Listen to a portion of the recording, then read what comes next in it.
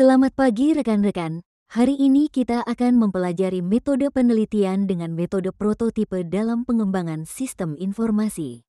Metode penelitian dengan pendekatan prototipe merupakan salah satu metode yang digunakan dalam pengembangan perangkat lunak.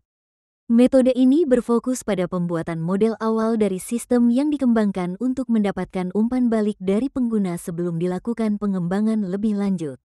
Pendekatan ini sangat berguna dalam mengurangi risiko pengembangan dengan memastikan bahwa kebutuhan pengguna telah dipahami dengan baik sebelum sistem dikembangkan secara penuh. Pendekatan prototipe adalah teknik dalam rekayasa perangkat lunak yang memungkinkan pengembang untuk membuat model awal, prototipe, dari sistem yang sedang dikembangkan. Prototipe ini digunakan untuk memahami kebutuhan pengguna, mengevaluasi desain, dan mengurangi risiko pengembangan. Model ini dapat berupa representasi visual, interaktif, atau bahkan sebuah sistem yang memiliki fitur terbatas. Jenis-jenis prototipe. 1. Prototipe cepat, throwaway prototype. A. Dibangun dengan cepat dan digunakan hanya untuk eksplorasi awal kebutuhan. B. Tidak dikembangkan lebih lanjut ke dalam produk akhir. 2. Prototipe evolusioner. A. Prototipe yang terus dikembangkan melalui iterasi hingga mencapai bentuk final. B. Digunakan untuk proyek yang kompleks dan membutuhkan banyak penyesuaian. 3. Prototipe incremental. A. Sistem dikembangkan secara bertahap, dengan setiap iterasi menambahkan fitur baru. B. Cocok untuk proyek dengan kebutuhan yang dapat berkembang seiring waktu. 4. Prototipe ekstrim. Extreme prototyping. A. Umumnya digunakan dalam pengembangan aplikasi berbasis web. B.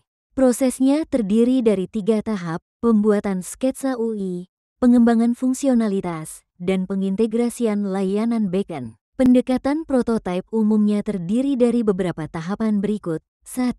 Identifikasi kebutuhan. A. Mengumpulkan kebutuhan dari pengguna dan stakeholder. B.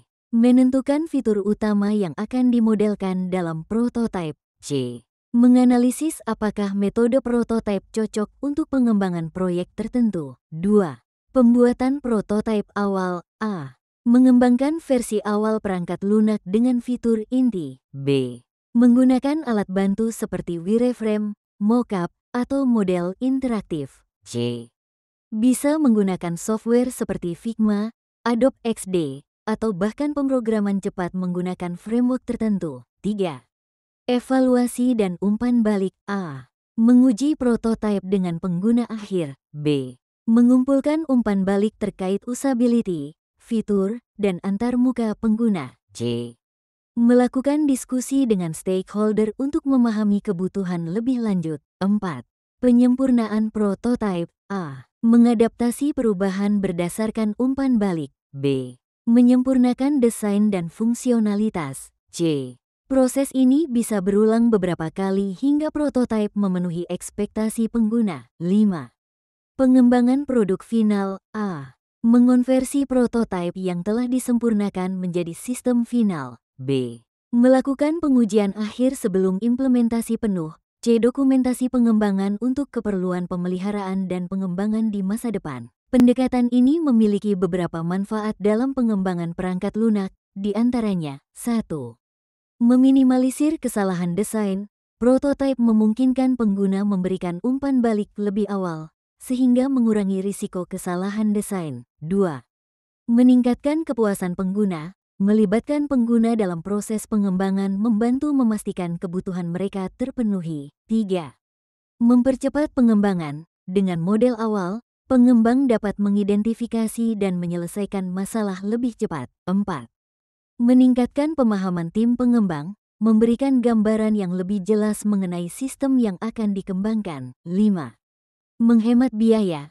Dengan mengetahui masalah lebih awal, biaya pengembangan yang disebabkan oleh perubahan besar di tahap akhir dapat diminimalisir. Meskipun memiliki banyak manfaat, pendekatan ini juga memiliki beberapa keterbatasan. 1.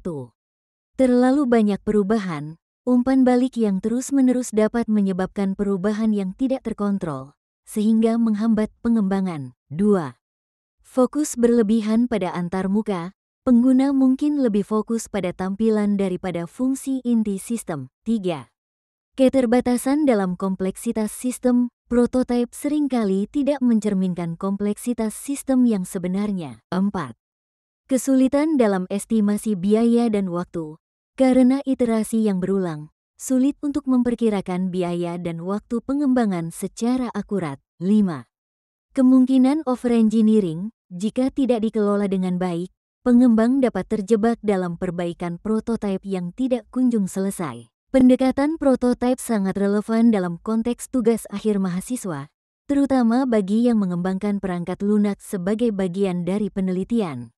Beberapa keunggulan dalam tugas akhir meliputi: A. Dapat digunakan untuk validasi awal konsep sebelum implementasi penuh. B. Membantu dalam dokumentasi pengembangan sistem karena setiap iterasi dapat dicatat dengan baik. C. Meningkatkan kemungkinan keberhasilan tugas akhir karena mendapatkan umpan balik sejak dini. D.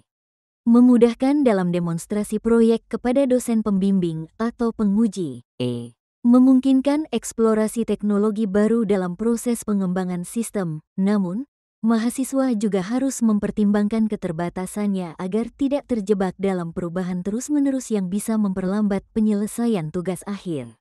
Manajemen waktu yang baik sangat diperlukan agar tidak terlalu lama berkutat dalam fase prototipe tanpa melanjutkan ke tahap finalisasi. Metode penelitian dengan pendekatan prototipe merupakan strategi efektif dalam pengembangan perangkat lunak, terutama untuk memastikan sistem yang dikembangkan sesuai dengan kebutuhan pengguna. Dengan memahami manfaat dan keterbatasannya, mahasiswa dapat menggunakannya secara optimal dalam tugas akhir mereka. Pemilihan jenis prototipe yang tepat dan pengelolaan iterasi yang baik sangat menentukan keberhasilan pengembangan perangkat lunak berbasis prototipe. Sekian materi hari ini, semoga bermanfaat. Jangan lupa like, komen, dan subscribe ya.